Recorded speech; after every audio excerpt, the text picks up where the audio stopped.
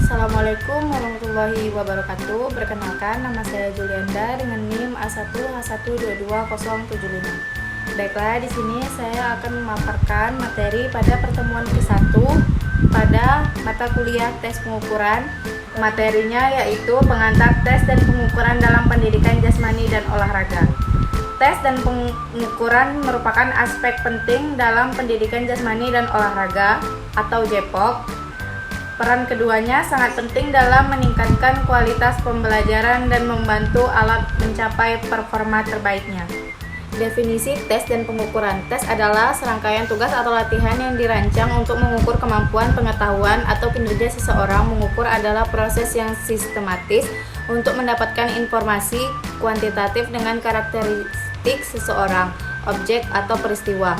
Konsep dasar tes dan pengukuran. Konsep dasar tes dan pengukuran mencakup validitas, reliabilitas, dan objektivitas. Validitas menuju sejauh mana tes mengukur apa yang seharusnya diukur.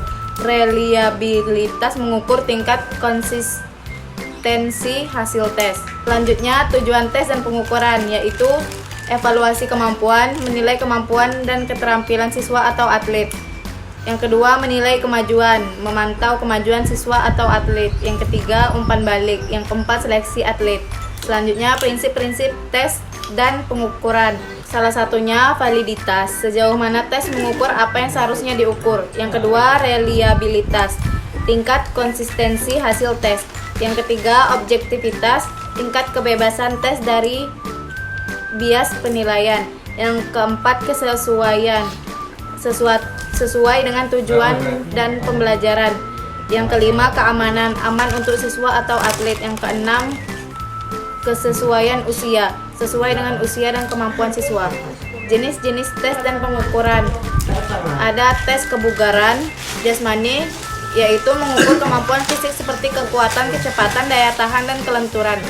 Yang kedua, tes keterampilan motorik, mengukur keterampilan motorik yang diperlukan dalam olahraga. Selanjutnya, tes pengetahuan, mengukur pengetahuan tentang olahraga dan kesehatan. Yang terakhir ada tes psikologi, mengukur aspek psikologi yang berpengaruh pada kinerja olahraga. Selanjutnya, prosedur pelaksanaan tes dan pengukuran. Yang pertama ada persiapan alat dan bahan. Yang kedua, pelaksanaan tes dan pengumpulan data. Yang ketiga, interpretasi hasil tes.